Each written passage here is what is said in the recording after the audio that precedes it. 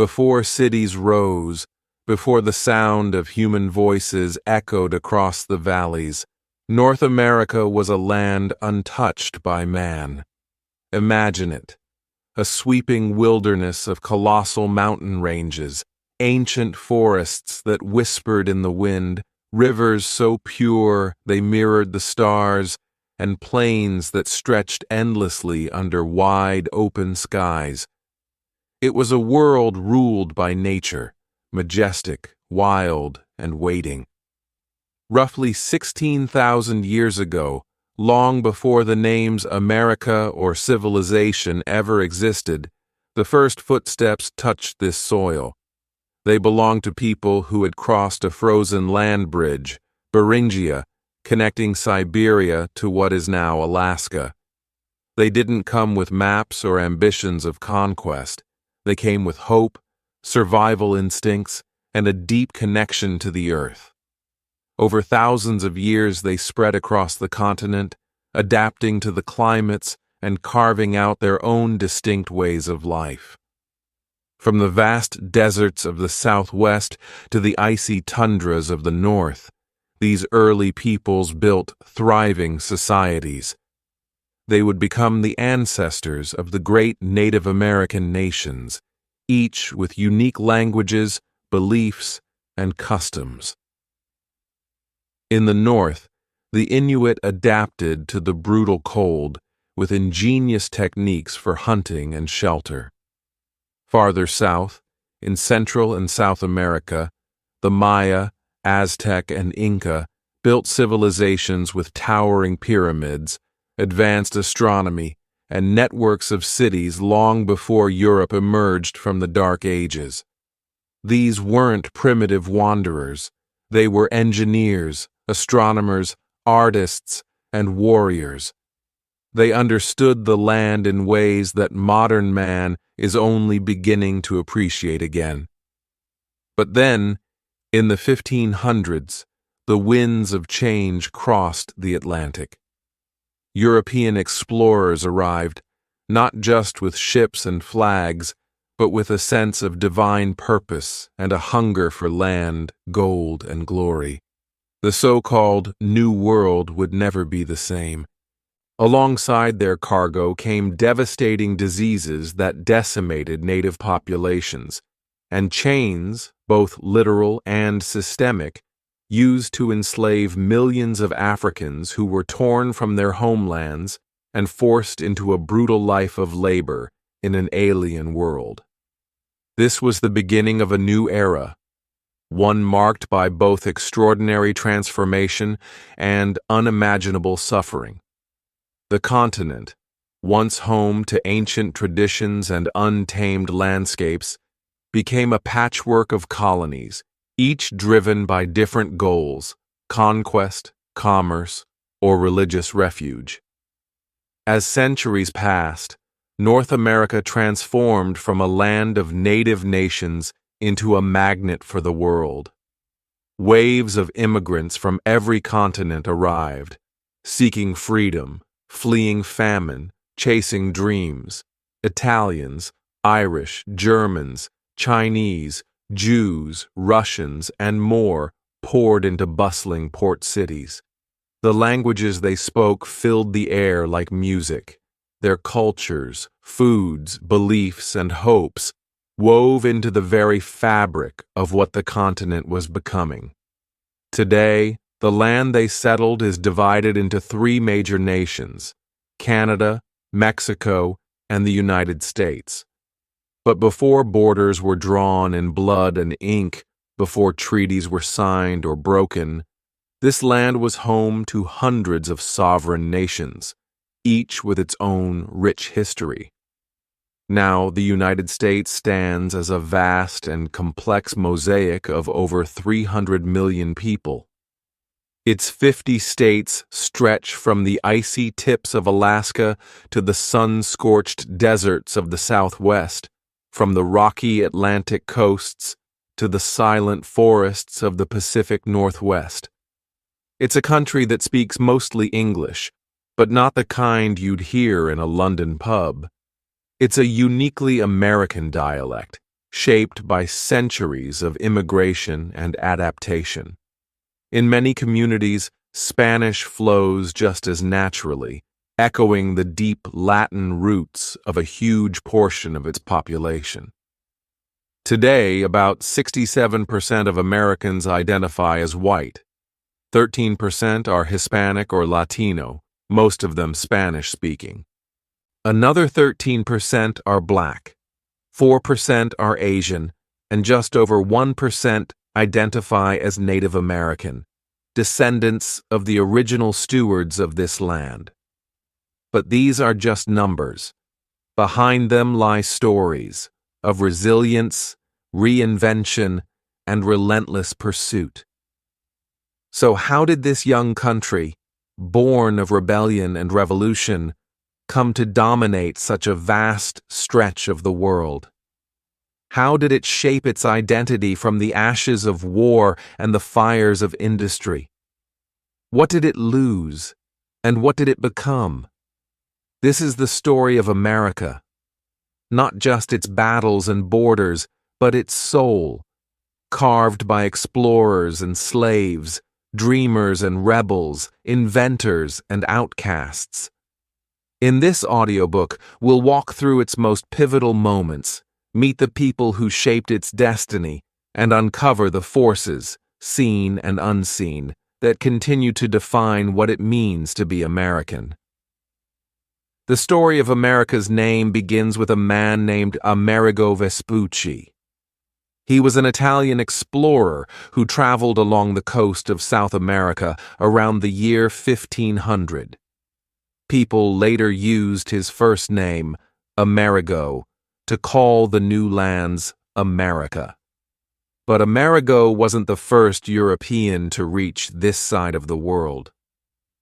About 500 years earlier, around the year 1000, brave Viking sailors from Scandinavia crossed the ocean in wooden ships.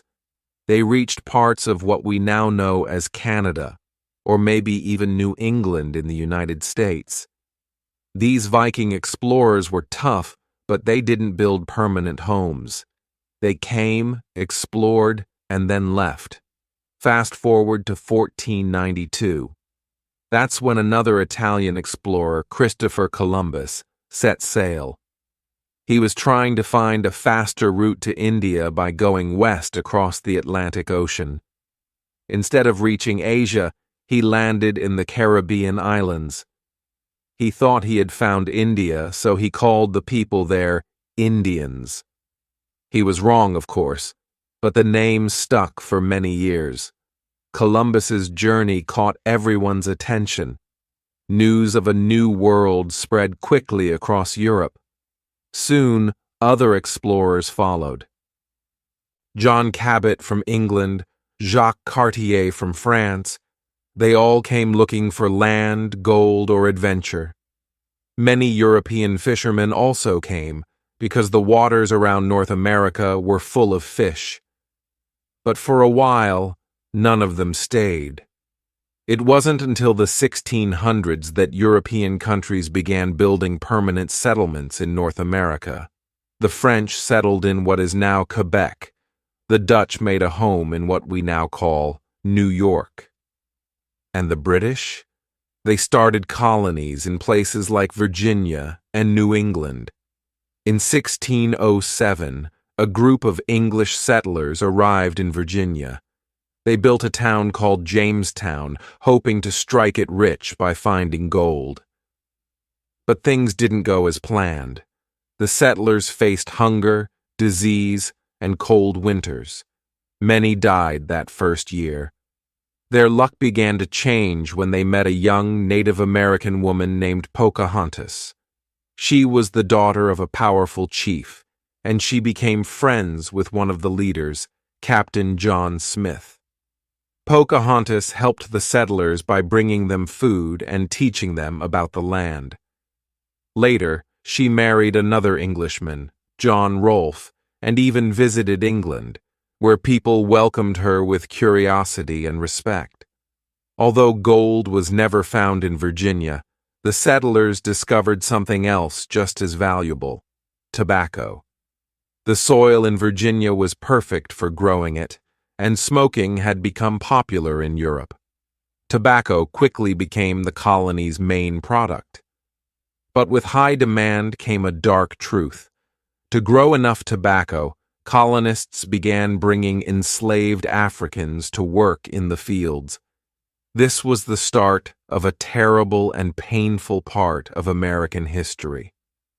In 1614, Captain John Smith traveled north and gave a name to the area he explored, New England. He told people back in London about its rich land and great potential. It didn't take long for others to follow. In 1620, a group of English people called the Pilgrims set sail on a ship called the Mayflower. They weren't looking for gold or land. They were looking for freedom, the freedom to follow their religion without being punished. After weeks at sea, they landed in what is now Plymouth, Massachusetts. The Pilgrims were different from the settlers in Jamestown. They didn't come to get rich. They didn't bring slaves. They believed all people were equal in the eyes of God. But like the Jamestown settlers, their first winter was very hard. Cold, hunger, and sickness took many lives. Help came from a surprising place, the Native Americans who lived nearby. One man named Squanto made a big difference. Years earlier, he had been taken to Europe, so he knew how to speak some English. He taught the Pilgrims how to grow corn, find fish, and live off the land. Without Squanto's help, the Pilgrims might not have survived. By the fall of 1621, the Pilgrims had a successful harvest. They wanted to celebrate and give thanks. So they invited their Native American neighbors to share a big meal. This gathering became known as the First Thanksgiving. Today, Thanksgiving is still one of the most important holidays in America. Every November, families travel across the country to be together. They eat turkey, sweet potatoes, and pumpkin pie. Foods that remind everyone of those first settlers, their struggles, and their hope for a better life in a new land. As the 1600s rolled on, more and more people from Britain left their old lives behind and set sail for the New World. They came to build something better. Over time, they founded colonies with names we still know today: Maryland, Rhode Island, Connecticut, New Hampshire, the Carolinas, New Jersey, and Pennsylvania. In the 1700s, Georgia joined too, and the British took New York and Delaware from the Dutch. By the year 1770, these 13 colonies stretched like a chain along the east coast of North America. Though they were ruled by the British king, the people living in the colonies were starting to feel like something was off. Life in America was different.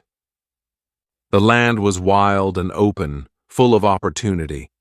The people were working hard, farming, building, and dreaming. But they were also being taxed by a government across the ocean, one that didn't seem to listen to their voices. The final straw came with something as simple as a cup of tea. In December 1773, a group of angry colonists in Boston dressed in disguise and climbed aboard British ships. They didn't hurt anyone. They just tossed 342 chests of tea into the cold harbor waters. This bold protest became known as the Boston Tea Party. It was their way of saying, enough is enough. The British government was furious. Tensions rose quickly, and by April 1775, things exploded. In the small towns of Lexington and Concord, British soldiers and American colonists exchanged gunfire. No one knew it at the time, but this was the start of something huge, the American Revolution. Soon, more colonists picked up arms and joined the fight. The battle spread, and the British Army, one of the strongest in the world, found itself facing a rising storm of resistance. At the heart of this new army stood George Washington. He was a tall, quiet man from Virginia who once worked as a farmer. People trusted him, not because he was loud, but because he was honest. One famous tale from his childhood says he once admitted to chopping down a tree by saying, "I cannot tell a lie." That's the kind of man he was. In the summer of 1776, the colonies made a brave decision. They no longer wanted to be ruled by Britain. They wanted to be free. A young man named Thomas Jefferson wrote the Declaration of Independence, a powerful document that told the world why they were breaking away. It said that all people have the right to life, liberty, and the pursuit of happiness. The Declaration was signed on July 4, 1776, and that day became known as Independence Day, still celebrated with fireworks, parades, and family cookouts every July. The war was long and difficult, but finally, in October 1781, the American forces won a major victory that ended the fighting. 2 years later, the British officially agreed to let the colonies go free. Now came the next challenge: building a new country. In 1789, George Washington was chosen as the first president of the United States. He didn't want power for himself. In fact, all he really wanted was to return to his peaceful farm at Mount Vernon. But he stayed because his country needed him. He led with patience and strength until he stepped down in 1797. He passed away quietly in 1799, but his legacy lived on. During this time, the name United States of America became real. The 13 colonies became the first 13 states. But America was just getting started.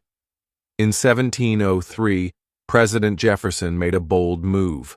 He bought a huge piece of land from France called the Louisiana Territory. It cost $15 million, and it doubled the size of the country. To explore this unknown land, Jefferson sent 2 brave men, Meriwether Lewis and William Clark. They set out on a journey across rivers, mountains, and plains all the way to the Pacific Ocean. Along the way, a young Native American woman named Sacagawea helped them. She guided them through dangerous lands, found food, and even helped keep peace with other tribes. The journey lasted over 2 years, and the team traveled more than 13,000 kilometers. They returned with new knowledge, maps, and stories of a vast, beautiful land. In the years that followed, America kept growing. In 1819, it bought Florida from Spain. By 1848, after gaining Texas and the Southwest from Mexico, the country stretched all the way from the Atlantic Ocean to the Pacific, more than 5,000 kilometers across. But expansion didn't stop there. In 1867, the U.S. bought Alaska from Russia. People joked it was just a frozen wasteland, but later, they discovered gold and oil. Then, in 1959, far out in the Pacific Ocean, the tropical Hawaiian Islands became the 50th state of the United States. Today, the American flag, known as the Stars and Stripes, tells this story with symbols. It began with 13 stripes, one for each original state. And each time a new state joined the country, a new star was added. Now there are 50 stars, shining proudly, each one representing a state in this ever-growing, ever-changing nation. By the middle of the 1800s, the United States was growing fast. More people were coming, more towns were forming, and there were now 31 million people living across the country. But under all this growth, the nation was splitting apart. The North and the South were very different in how they lived and what they believed.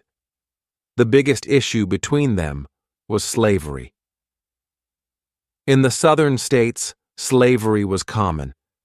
Enslaved people worked long, hard days in cotton fields, and this work brought money to the South.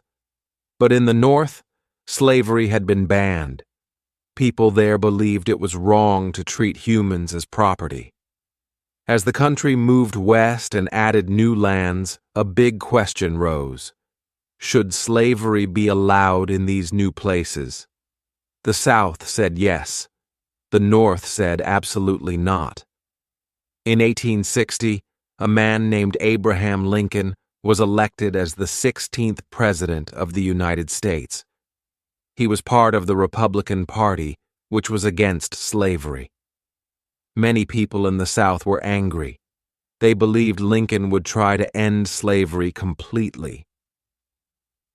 Soon after his election, South Carolina announced it was leaving the United States. Then, other southern states followed. These states came together to form their own country, which they called the Confederacy. The first shots of war were fired on April 12, 1861, at a place called Fort Sumter. And just like that, the Civil War had begun. The South had skilled generals like Robert E. Lee, and they made money from selling cotton to countries like Britain. But the North had more people, more factories, more weapons, and they had Abraham Lincoln. Lincoln was not born rich. He grew up on a small farm in Kentucky and taught himself by reading books. He became a strong speaker, someone who believed deeply in freedom and equal rights. Many Americans looked up to him as a symbol of honesty and strength. A turning point in the war came in 1863 at the Battle of Gettysburg in Pennsylvania. The North won a huge victory. After the battle, Lincoln gave a short speech called the Gettysburg Address. It lasted just 2 minutes, but his words still echo today. Government of the people, by the people, for the people. The North also had two powerful generals. Number 1, General William Tecumseh Sherman, who led a tough march through the South, burning bridges, railroads, and towns. His 400-kilometer march from Atlanta to the sea left the South broken and unable to keep fighting. Number 2, General Ulysses S. Grant, who led the Northern Army in the final days of the war. In 1865, the South finally surrendered to Grant at a place called Appomattox. Instead of punishing the Southern soldiers, Grant showed kindness. He let them go home instead of sending them to prison. That act helped bring some peace after so much pain. Later, Grant became president in 1868, but sadly, just 5 days after the war ended, something terrible happened. President Lincoln was shot and killed by a man named John Wilkes Booth while watching a play at a theater in Washington, D.C. Booth hated Lincoln and everything he stood for. Lincoln's death shocked the country and made it even harder to heal the deep wounds between the North and South. The war may have ended, but arguments over freedom, race, and justice did not. Even after slavery was banned, Black Americans still faced unfair laws and treatment. This painful time in history also gave rise to some of America's most famous books. Number 1, Little Women by Louisa May Alcott was written during the Civil War. It tells the story of 4 sisters growing up in the North while their father is away at war. Number 2, another well-known book, Gone with the Wind, came later in 1936. It tells the story of a rich Southern girl named Scarlett O'Hara, whose life changes forever because of the war. The Civil War lasted 4 long years, and cost the lives of over 600,000 people, from battles, sickness, and suffering. But it also changed the country forever. The fight for freedom was far from over, but the first step had been taken. A long time ago, many people in the United States began moving west. They were looking for a new life, land, and opportunity. You might have seen movies or shows about the Wild West, full of cowboys, Native Americans, and gunfights, but the real story was very different. There actually weren't that many cowboys, only about 40,000, and they didn't spend most of their time fighting. Their real job was looking after cows and moving them across the land. This was called a cattle drive. Many of these cowboys were black or Mexican, almost 1 out of every 4. They worked long days, guiding cows from Texas to towns in Kansas and Missouri, where trains would take the cows to Chicago.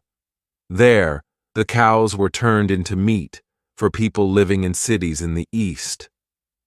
After about 30 years, the cowboy life began to fade away. Why? Because the U.S. government started giving land to farmers instead. From 1862 to 1900, over 500,000 families moved west to start farms and build homes. One of those families was the Ingalls family. Their daughter, Laura Ingalls Wilder, later wrote about her childhood in books like Little House on the Prairie. Her stories tell us what life was really like for early settlers. But farm life in the West wasn't easy. Winters were cold and harsh, and farms were often far apart, so families felt lonely and cut off. Still, people worked hard, planting crops and building new communities. Then came the railroads, and everything changed.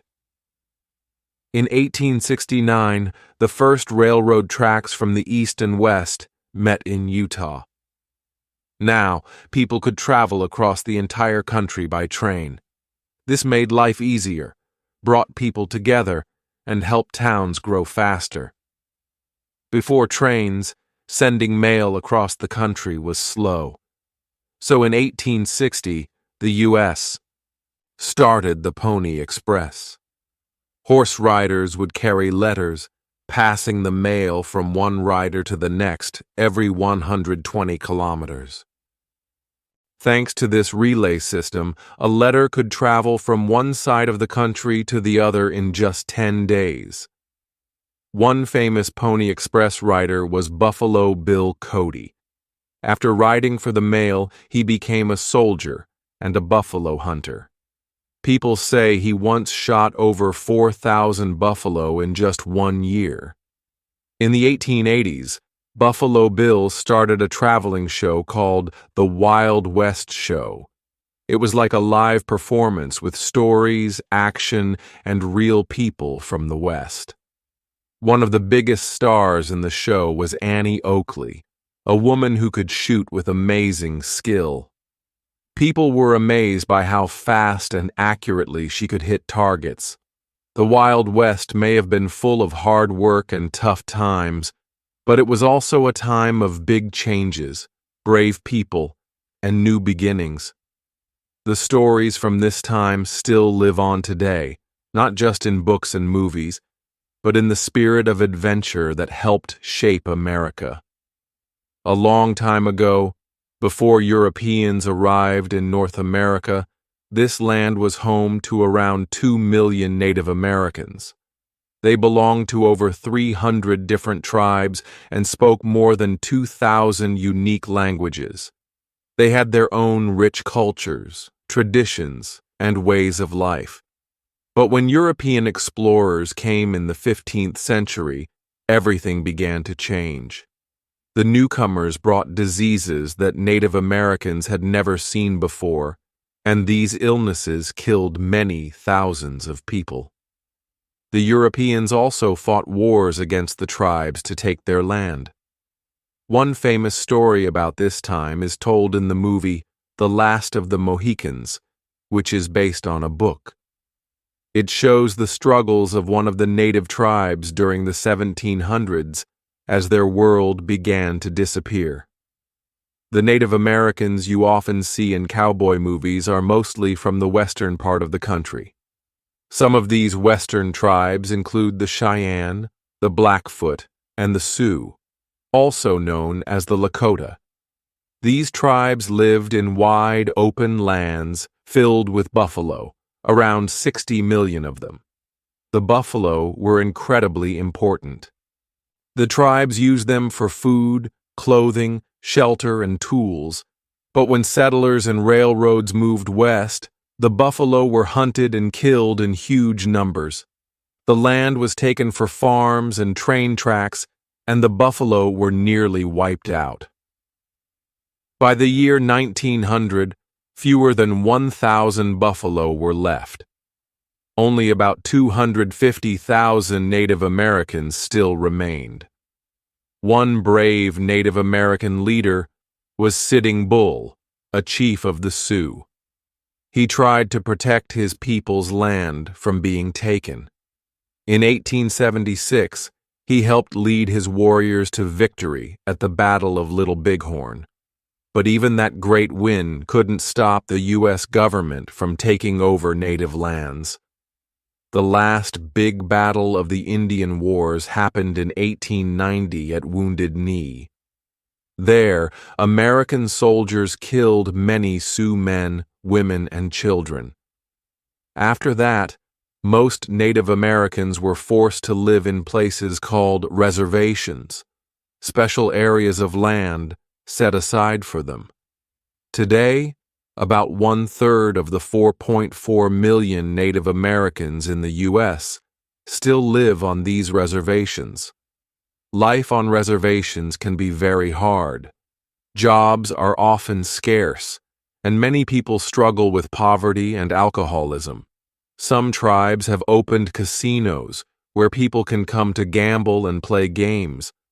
These casinos bring in money that helps support the tribe, but not all tribes allow gambling or alcohol. Some choose different ways to support their people. In the Southwest, tribes like the Hopi and the Zuni still live on reservations. They raise sheep and create beautiful crafts like pots, silver jewelry, and turquoise art. Their religion and traditions are very important to them. They make colorful spiritual paintings and hold sacred dances that are part of their spiritual life. The Navajo Nation has the largest reservation in the U.S., almost 65,000 square kilometers in size. About 200,000 Navajo people live there.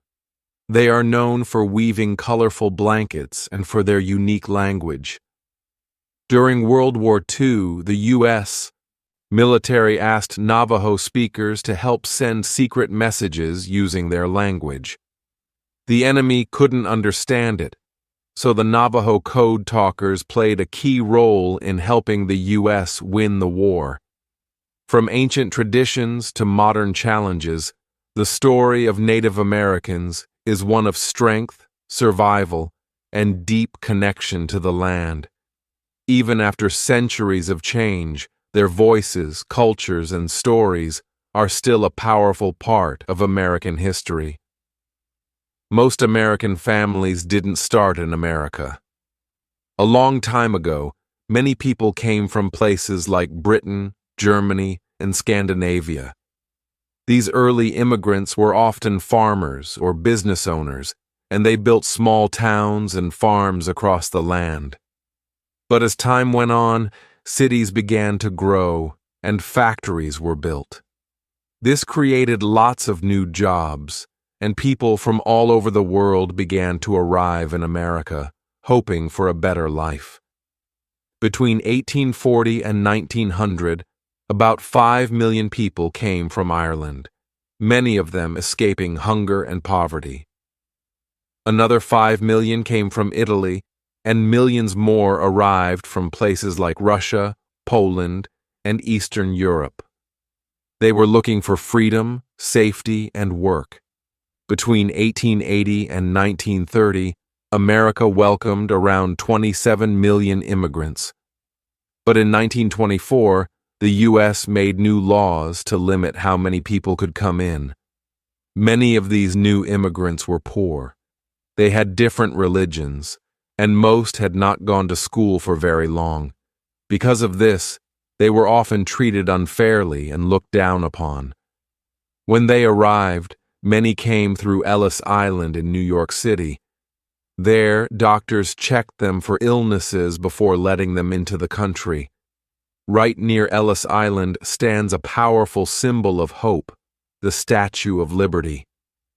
On its base are famous words that welcomed these tired travelers. "Give me your tired, your poor." It was a promise that America could be a fresh start for anyone who needed one. Meanwhile, on the West Coast, many Chinese immigrants arrived, especially after gold was discovered in California in 1848. Around 300,000 Chinese people came, and many stayed to help build the railroads across the country. But like black people and Native Americans, the Chinese faced racism and were not given civil rights. In 1882, a law was passed that banned Chinese immigrants from coming to the U.S. This unfair rule stayed in place for many years. Thankfully, in the 20th century, Chinese immigration began again.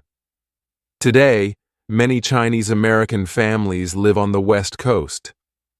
The writer Amy Tan tells stories about Chinese American life in books like The Joy Luck Club, sharing how families tried to balance two cultures, old and new.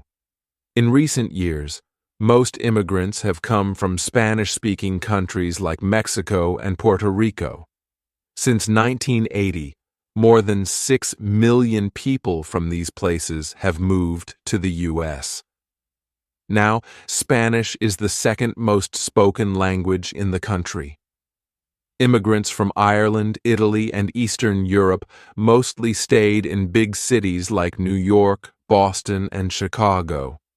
They worked hard in factories, learned English, and became proud Americans. But they didn't forget their traditions.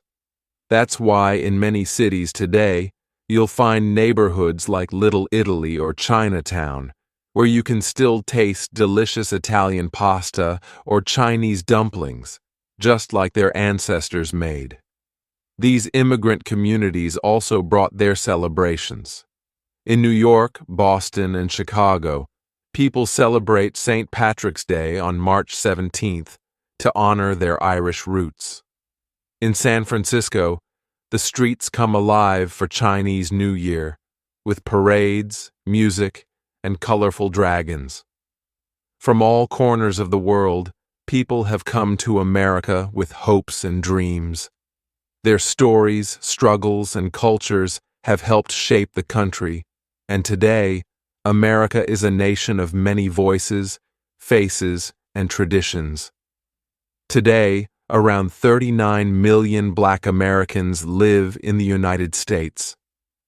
But long ago, most lived in the southern states, working on large farms that grew cotton and tobacco. Back then, many Black people were not free. They were enslaved and forced to work without pay. A book called Uncle Tom's Cabin by Harriet Beecher Stowe opened many people's eyes to how cruel slavery was. It also talked about the Underground Railroad.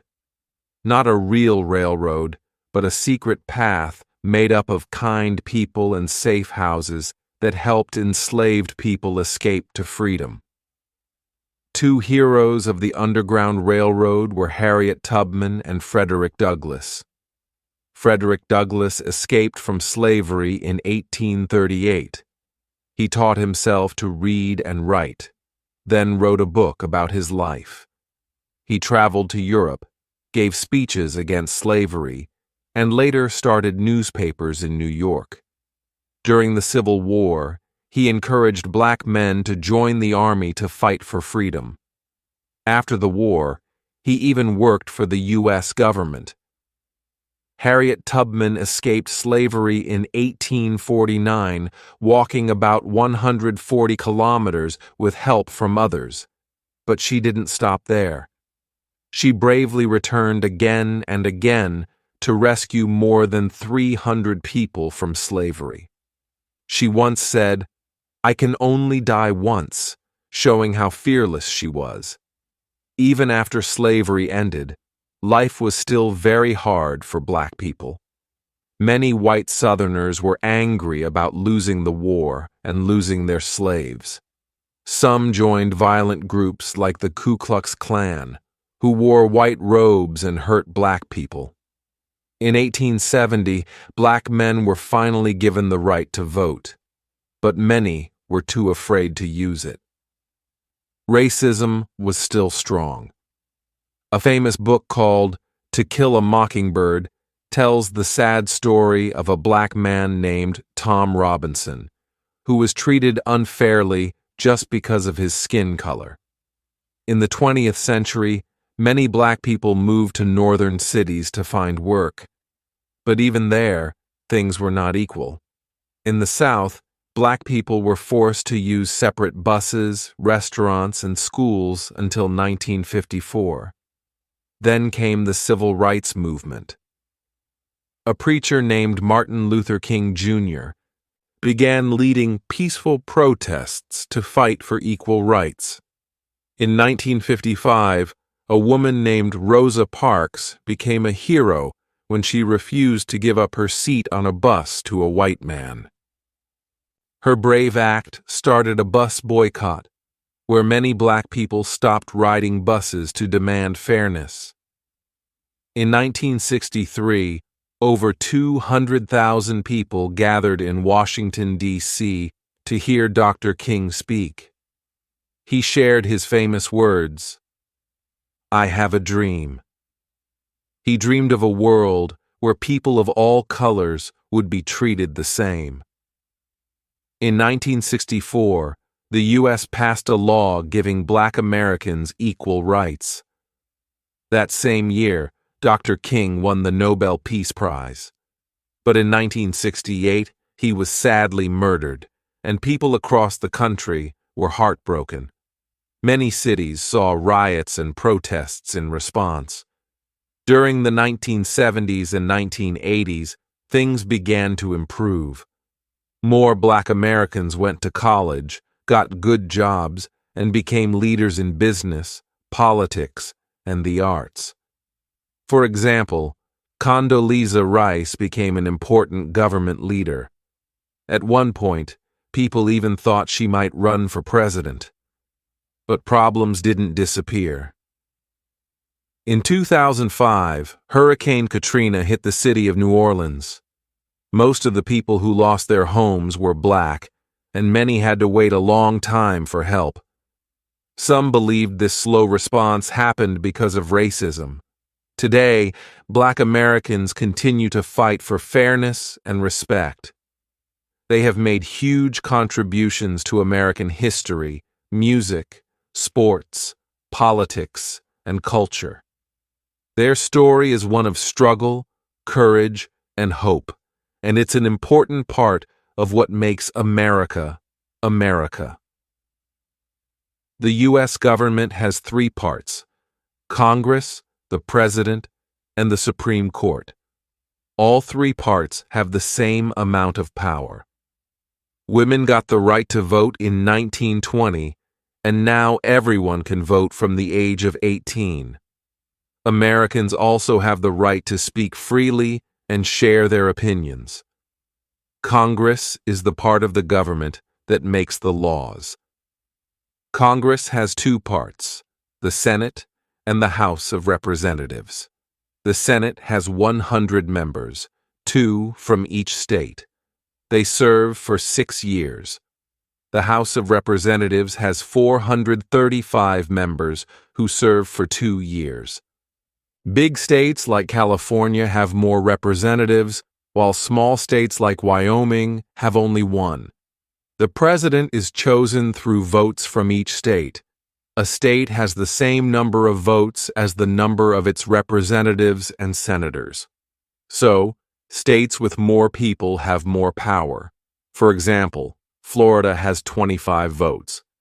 In 2000, George Bush won all of Florida's votes because he got just over half the people's votes in that state. The president is the most important person in the U.S. government. Until now, the president has always been a man. He leads the country, kind of like a king or queen, and he's also in charge of the army. He's elected for 4 years, and no one can be president for more than 8 years. The president can say no to new laws, but Congress can say no to him too. He also chooses the Supreme Court judges. The president lives in the White House in Washington, D.C. The Supreme Court is the highest court in the country. It has 9 judges. Their job is to decide what the laws mean. They can also say that a law is wrong or that the president has done something wrong. Each state also has its own government. This means that laws can be different from state to state. For example, in some states, you can marry or drive at different ages. In some states, people who murder might get the death penalty, but in others, they just go to prison. Puerto Rico is in the Caribbean. It's not a state, but it's also not its own country. People in Puerto Rico don't pay U.S. taxes and can't vote in U.S. elections. There are 2 big political parties in the U.S., the Republicans and the Democrats. The Republicans believe people should work to help themselves, so they want lower taxes. The Democrats believe the government should help the poor, so they support higher taxes. But sometimes, the differences between them are not very clear. After the 2000 election, a map showed Democrat states in the Northeast, West Coast, and near the Great Lakes. Republican states were mostly in the center and south of the U.S. Americans are proud that they don't have a king or queen. They say that anyone can become president. But it's easier for people from rich families because you need a lot of money to talk to people about your ideas. The Adams family had 2 presidents, John Adams and his son John Quincy Adams. In modern times, George Bush was president from 1989 to 1993, and his son George W. Bush was president from 2001. George W. Bush's brother, Jeb Bush, was head of Florida's government at the same time. Other families nearly had 2 presidents too. President Kennedy's brother Robert wanted to become president, but he was killed in 1968. Many people also think Hillary Clinton might become president like her husband Bill. If she does, she would be the first woman president. A president must also be good at speaking to large crowds. Ronald Reagan, who was president from 1981 to 1989, was good at this because he used to be an actor.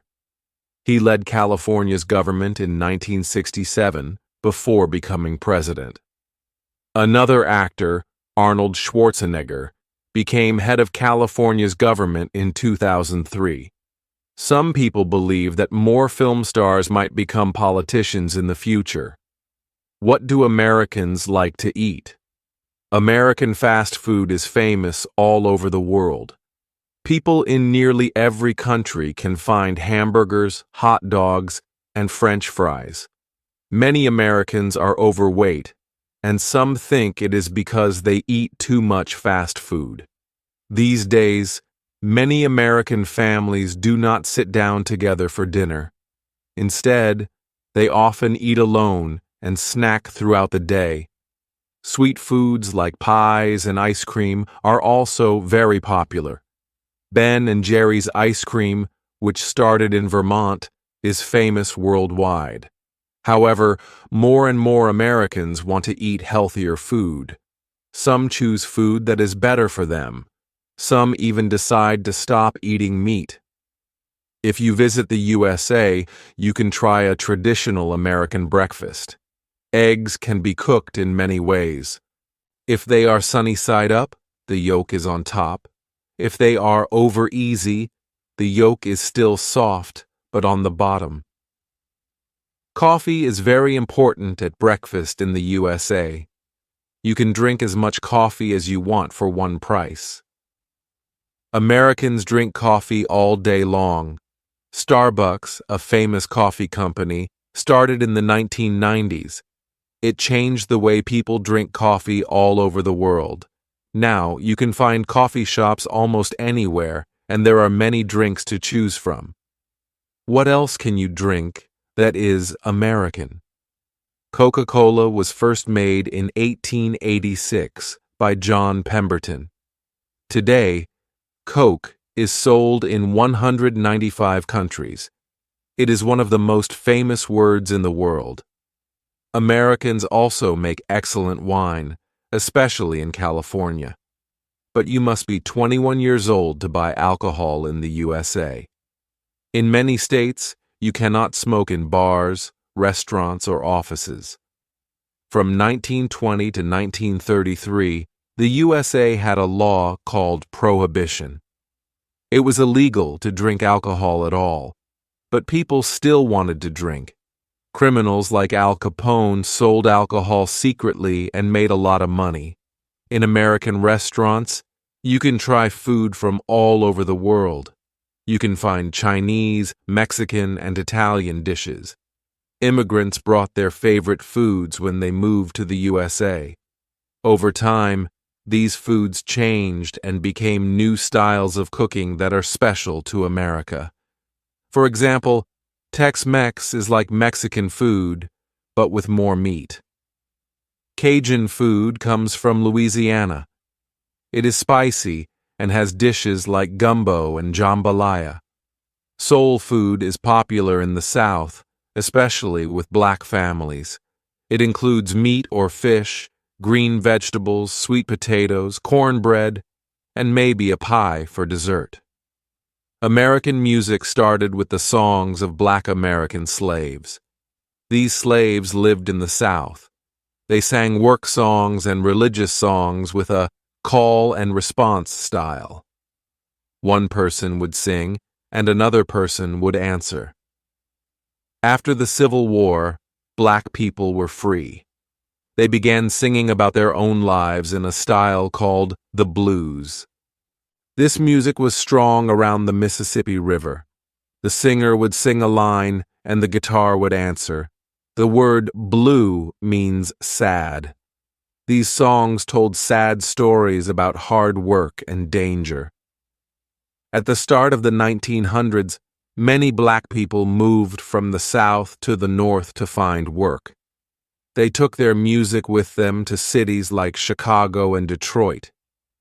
Musicians like Muddy Waters, Willie Dixon, John Lee Hooker, and Howlin' Wolf started using electric guitars.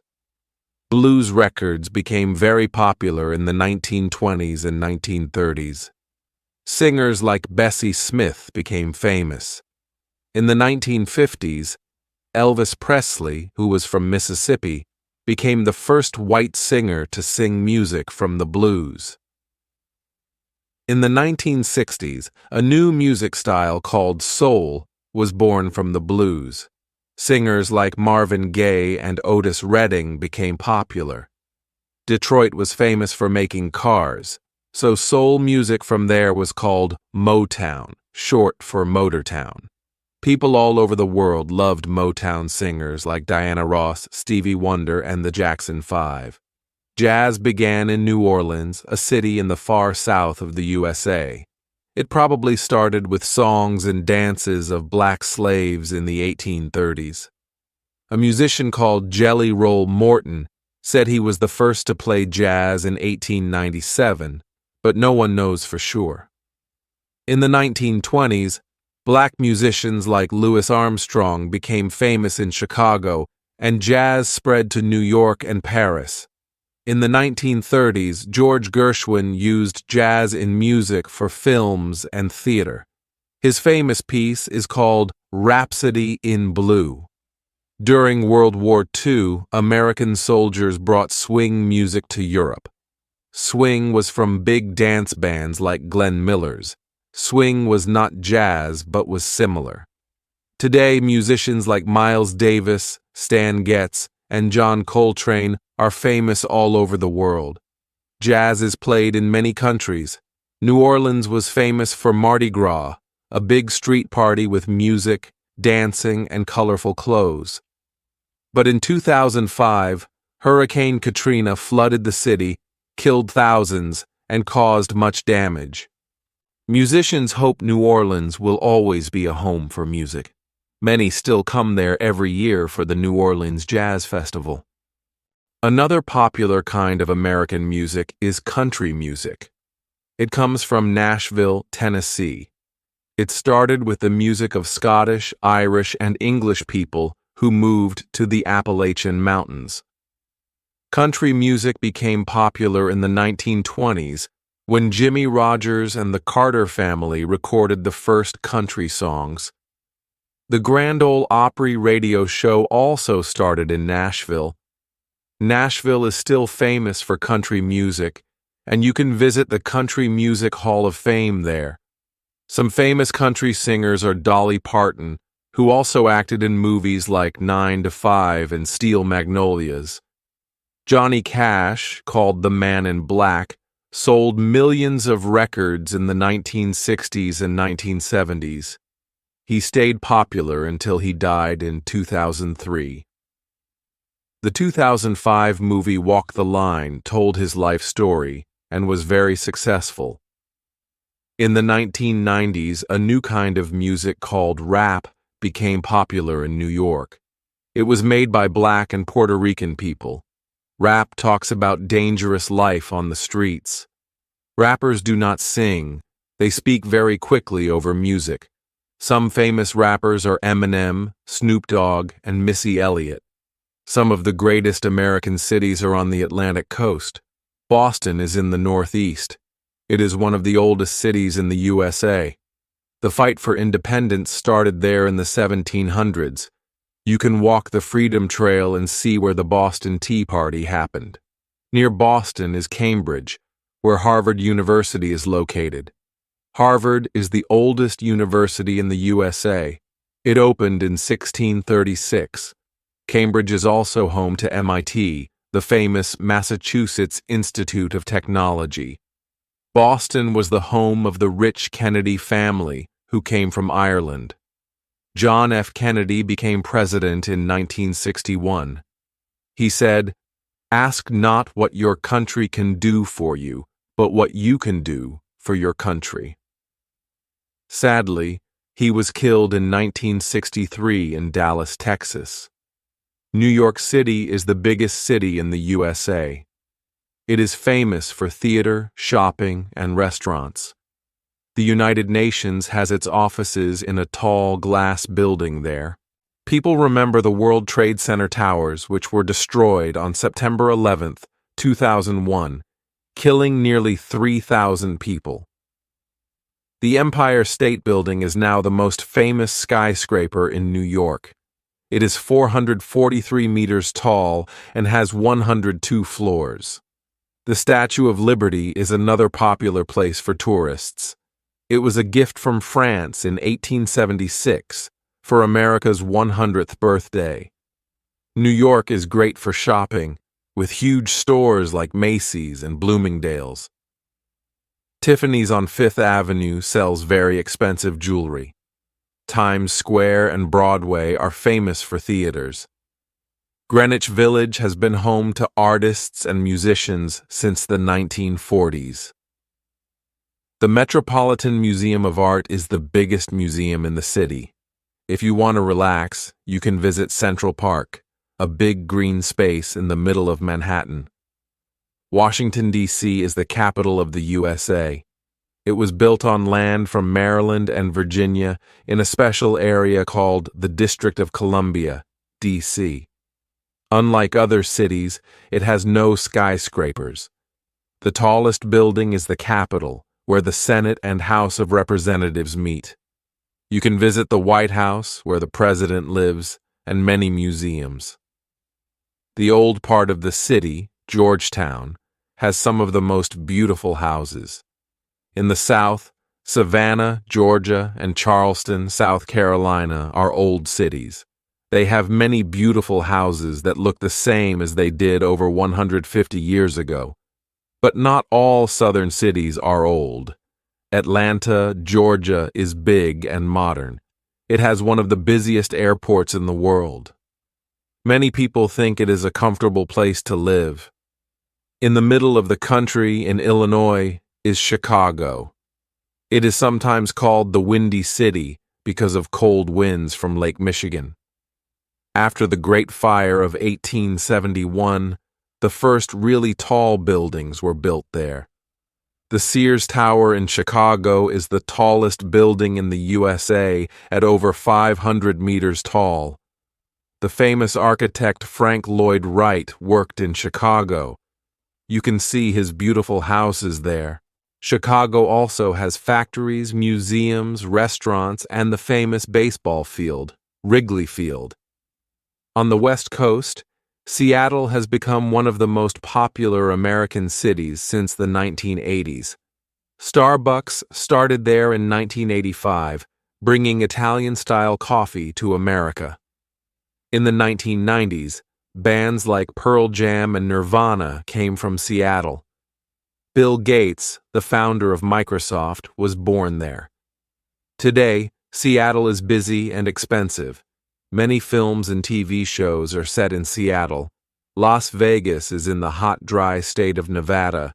It is famous for its casinos. People can win or lose thousands of dollars playing cards and other games there. More people live in California than in any other state. Over 30 million people live there. California is the biggest state after Texas and Alaska. It is a state of differences. In the east is Mount Whitney. It is the highest mountain in the USA outside Alaska. It is 4,420 meters high. California also has the lowest and driest place in the country, Death Valley. It is 86 meters below sea level. It is very hot there. The hottest day was in 1913, 56.7 degrees Celsius. Some years it does not rain at all, but in the north it is cold and wet. This is where the great redwood trees grow. They are the tallest trees in the world. The biggest is 115.5 meters high. Also in the north is Napa Valley. Here, excellent wines are made. California grows more fruits and vegetables than any other state in the USA. But California is also famous for its computer factories. Hewlett and Packard started their business here. Apple has its head office in California. San Francisco is many people's idea of one of the most beautiful cities in the world. In 1849, people came here to look for gold. They were called the 49ers. Jeans were first made in San Francisco by Levi Strauss. In those days, the city grew fast. But in 1906, there was a big earthquake and fire. Another big earthquake happened in 1989, and 62 people died. Everyone knows there will be another earthquake one day. But 800,000 Americans still live in San Francisco because life there is fun. San Francisco was also a meeting place for people who wanted a different life. In the 1950s, there were the beatniks, like writers Allen Ginsberg and Jack Kerouac. They wore black clothes and did not care about money or jobs. Then, in the 1960s, hippies came to San Francisco. They wore bright clothes and had long hair. They wanted a world full of peace and love. 1967 was the summer of love. Songs said, "If you go to San Francisco, wear a flower in your hair." San Francisco is famous for the Golden Gate Bridge. It was built in 1937 and joins the city to Marin County. More than 40 million journeys are made across it every year. It is 2.7 kilometers long and 67 meters above the water. From the bridge, you can see the island of Alcatraz. It was a prison until 1963. Los Angeles is the second biggest city in the USA, with 3.8 million people. It can take hours to drive from one side to the other. People almost always drive. The number of cars means there is a problem with dirty air. In some parts of the city, crime is a problem too. But visitors still come to see places like Hollywood and Beverly Hills. The first film was made in Hollywood in 1911. It was a place where orange trees used to grow.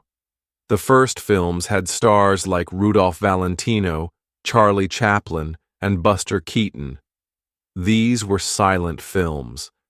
In 1927, films got sound. In the 1930s and 1940s, stars like Clark Gable, Humphrey Bogart, and Katharine Hepburn appeared in films like It Happened One Night, Casablanca, and The Philadelphia Story. Some of the greatest films came from crime stories by famous Californian writers Dashiell Hammett and Raymond Chandler. Chandler wrote about the detective Philip Marlowe, who was played by Bogart in The Big Sleep. Today, films are big business. They cost millions of dollars to make, but they can earn even more. On Hollywood Boulevard, you can visit Mann's Chinese Theater. Film stars have left the shapes of their hands and feet in the ground. You can visit Paramount Studios in Hollywood, where the Godfather films were made.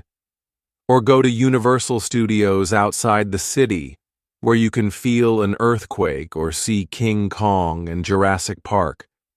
In Beverly Hills, you can drive past the homes of famous stars. Mickey Mouse first appeared in 1928 in films by Walt Disney. Walt Disney died in 1966, but his company still makes very popular films like Pirates of the Caribbean. Disneyland is the top place for tourists in California. It is in Orange County in the south of the state. At Disneyland, you can meet Mickey Mouse and his friends. You can visit Sleeping Beauty's castle, ride on a riverboat, or have an Indiana Jones or Tarzan adventure. The USA has some of the biggest cities in the world. More than 3/4 of its people live in cities or towns. This means there are also very empty places that haven't changed much since the first Europeans arrived. The government has kept some of these places as national parks. These are beautiful natural areas where people can't build houses or factories. Many artists have photographed these beautiful parks. One of the most famous was Ansel Adams. He was born in San Francisco a few years before the earthquake of 1906. Two of his favorite places were Yosemite in Northern California, which has been a park since 1890, and the coast of California. If you travel north from California, you come to Oregon and then Washington. These states are cool and wet, but very beautiful, with big forests and high mountains. Here you'll find national parks like Mount Rainier and Crater Lake. The wonderful Rocky Mountains are in the states of Wyoming, Montana, Colorado, Idaho, and Utah. They're great for holidays. Walking, climbing, fishing, hunting, and horse riding are some of the things visitors enjoy here. You can also enjoy winter sports in places like Aspen, where there's a lot of snow. The only big city in the Rockies is Denver. Also in the Rocky Mountains is Yellowstone Park. It's in the states of Idaho, Wyoming, and Montana. It's famous for the geyser called Old Faithful. Old Faithful shoots hot water up into the air, up to 55 meters high. Salt Lake City, the capital of Utah, is next to a lake that's much saltier than the sea. If you try to swim in it, you'll find that you can't stay under the water. South of the Rockies is the hot, dry state of Arizona. The land here has fantastic colors, not just brown and green, but red, pink, orange, and blue. The most famous place in Arizona is the Grand Canyon. This deep river valley was made by the Colorado River cutting through the rock many thousands of years ago. Today, it's 1,600 meters deep, 446 kilometers long, and between 0.4 and 24 kilometers wide. The rocks have extraordinary shapes. You can walk down to the river, but it will take you 2 days to get there and back. You must take plenty of water to drink. Next to Arizona, New Mexico is another hot, dry state. Farming is difficult here, and ordinary people are poor. But many artists have come from other parts of America to live in and around Santa Fe and Taos.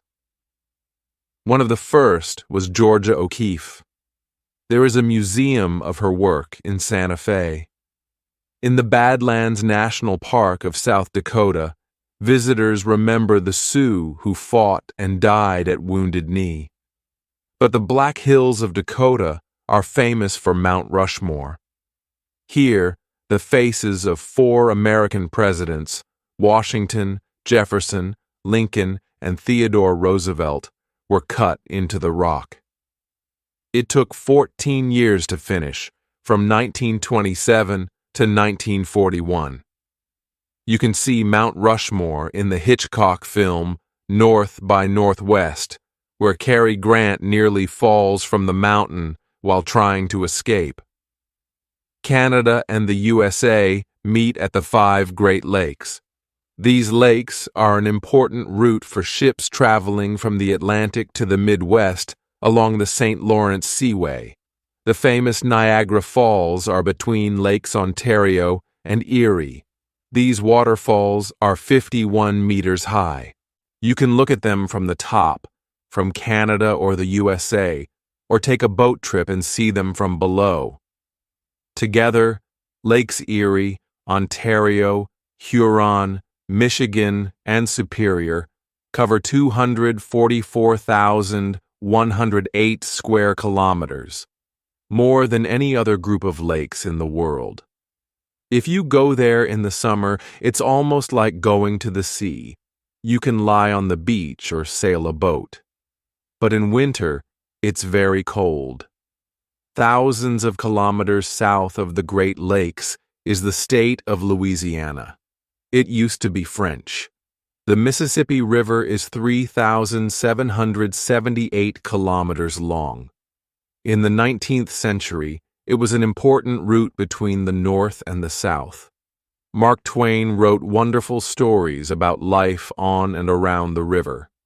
The Adventures of Tom Sawyer in 1876 and Huckleberry Finn in 1884.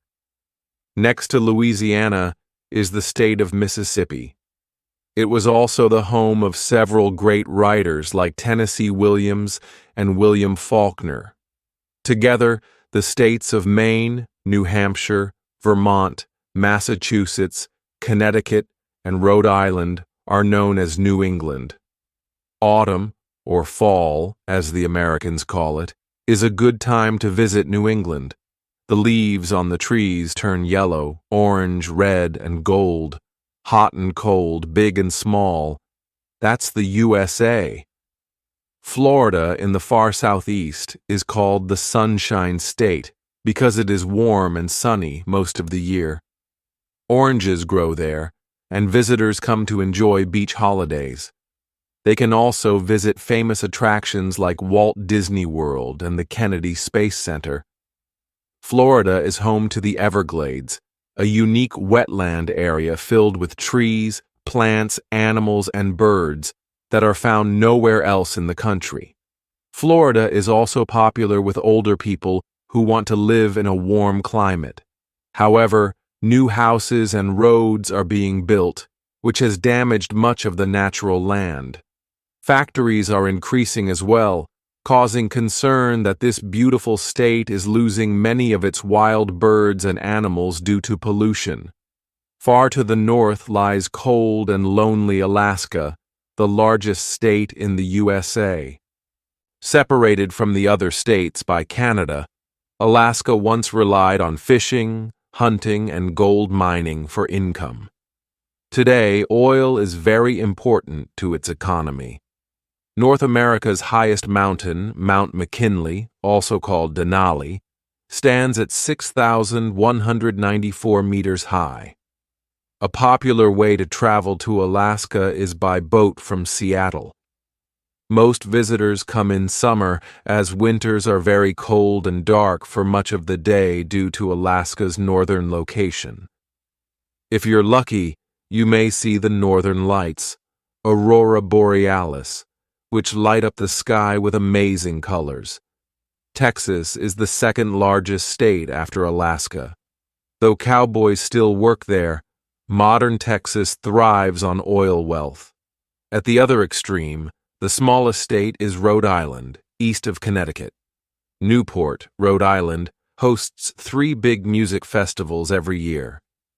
In Texas, Austin, the state capital, is famous for its music scene. Legendary singers like Janis Joplin, Bruce Springsteen, Van Morrison, and country artist Kinky Friedman, who also writes humorous crime novels, have all performed there.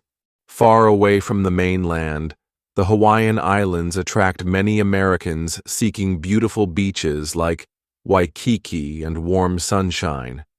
Despite the crowds, it's still possible to find quiet places with stunning trees, waterfalls, and rare plants and birds. Sadly, only about 9,000 true Hawaiians remain, although nearly a third of the island residents have Hawaiian heritage. There are more fascinating and exciting places to visit in the USA than could fit into one video.